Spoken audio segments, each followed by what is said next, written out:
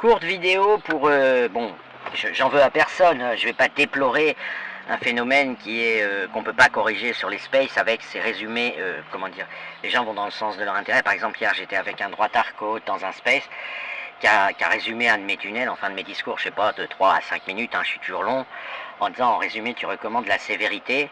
Et je reçois aussi, enfin ça c'est un tweet, c'est pas un MP, c'est un tweet que j'ai reçu il y a 6 mois, 1 an, mais je m'en suis finalement rappelé, qui me dit, tu veux castrer les mecs quand je fais mon discours sur le féminin. Donc je vais pas être très long, hein. Après, peut-être que je ferai d'autres vidéos pour développer. Donc non, je ne recommande pas la sévérité, ça veut rien dire. Je ne suis pas, je suis pour que les droitards gagnent parce qu'ils représentent une parade plus musclée à la conquête islamique, mais je pense qu'ils n'ont pas de solution et qu'ils feront rien.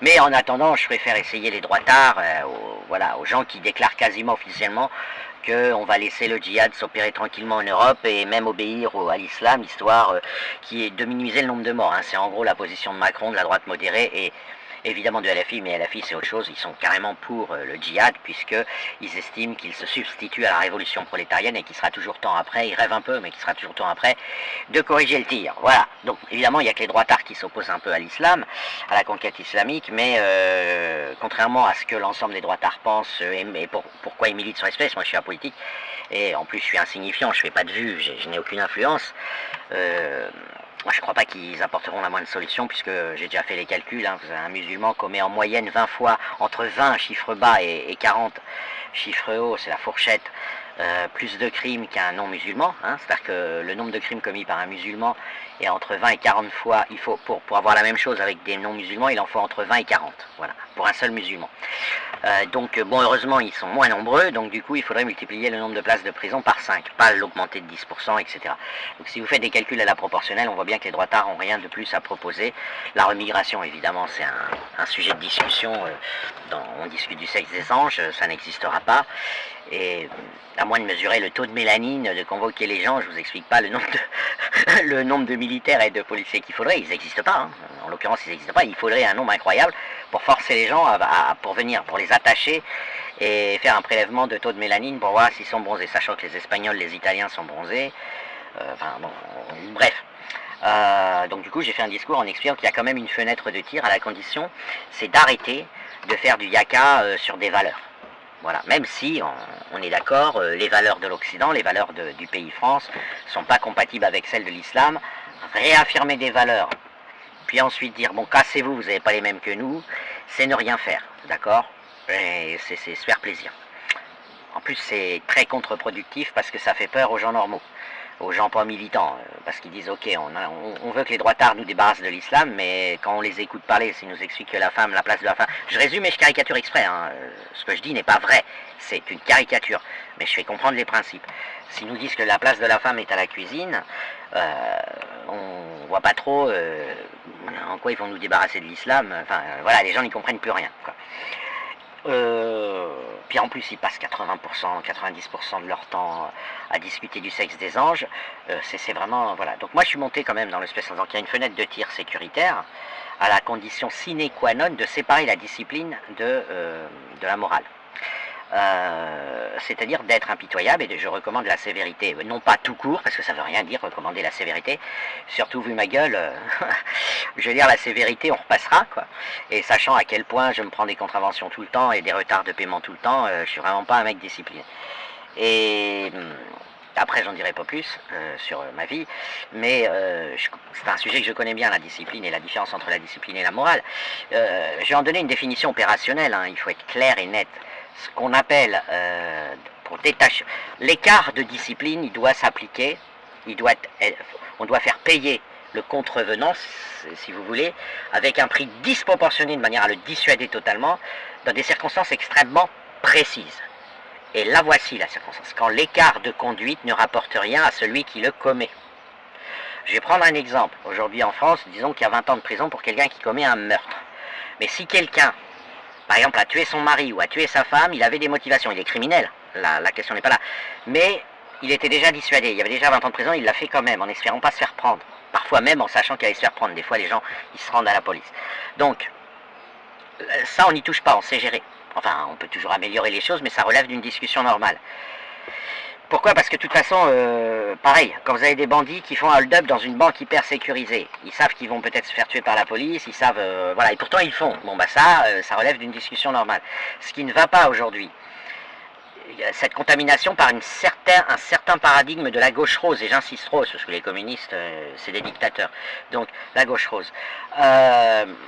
C'est de dire la sanction, la punition doit être proportionnelle à la faute. Et ça achoppe quand vous commettez des écarts de conduite tels que je viens de les définir. C'est-à-dire, quand le fait de ne pas les commettre, ça vous aurait pas tellement fait chier, simplement par avachissement, vous les avez commis. Parce que ça vous coûtait rien, et voilà. Et à gauche rose disent, bah, comme c'est pas grave, on ne doit pas beaucoup punir. Une fois, je me rappelle, Christiane Taubira avait dit, oui, un défaut de permis, c'est rien.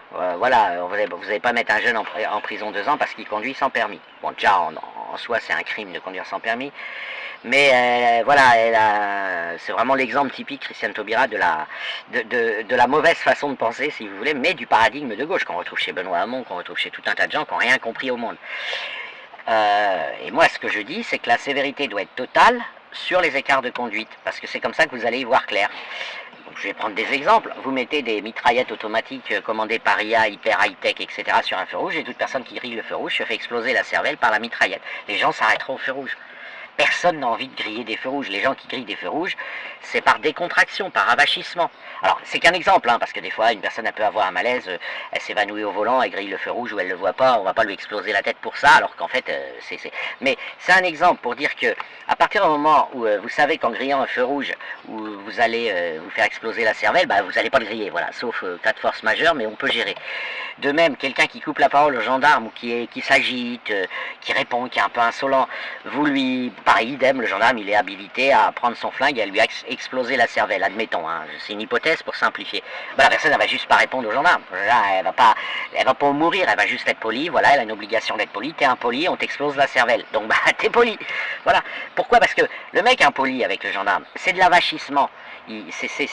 Voilà, c'est comme manger des bonbons, pas se retenir, tu manges un bonbon de plus, t'as 3 ans et demi, t'es un gamin. Bon, si tu sais que le futur bonbon est empoisonné, tu ne le manges pas, c'est tout. Voilà. Donc là, l'éradication des écarts de conduite est très très important parce que ça gaspille, ça fait perdre du temps à tout le monde et ça sert à rien. C'est-à-dire que même ceux qui les commettent, ils auraient envie de pas les commettre, mais par avachissement, vous voyez, ouais, je m'en tape. C'est comme quelqu'un qui jette un papier par terre au lieu de le jeter à la poubelle. Pof, tu lui fais une décharge électrique. C'est encore un exemple fictif, hein. Tout ça, ça se travaille. Non, voilà, tu mets un drone automatique qui repère qu'il a jeté un papier pas à la poubelle et tu lui exploses sa cervelle. Mais il va jeter ses papiers à la poubelle, c'est aussi simple que ça. Il n'a pas une folle envie de jeter son papier dans la nature, ok? Donc, c'est là-dessus que la sévérité a un sens. C'est pour aider les gens à respecter une certaine discipline qui permet ensuite d'organiser le dialogue démocratique et d'éviter de perdre du temps avec ce qu'on pourrait appeler un bordel inutile. Voilà, un peu comme quand vous essuyez votre pare-brise parce qu'il y a de la buée dessus, ou un peu comme dans un conseil d'administration, vous êtes en train de parler autour du bureau, vous avez 15 membres du conseil d'administration, les fenêtres sont ouvertes, il fait un peu chaud, il y a du bruit dehors, ben vous fermez les fenêtres pour pouvoir parler. Et ben là, ça s'appelle fermer les fenêtres à la pollution.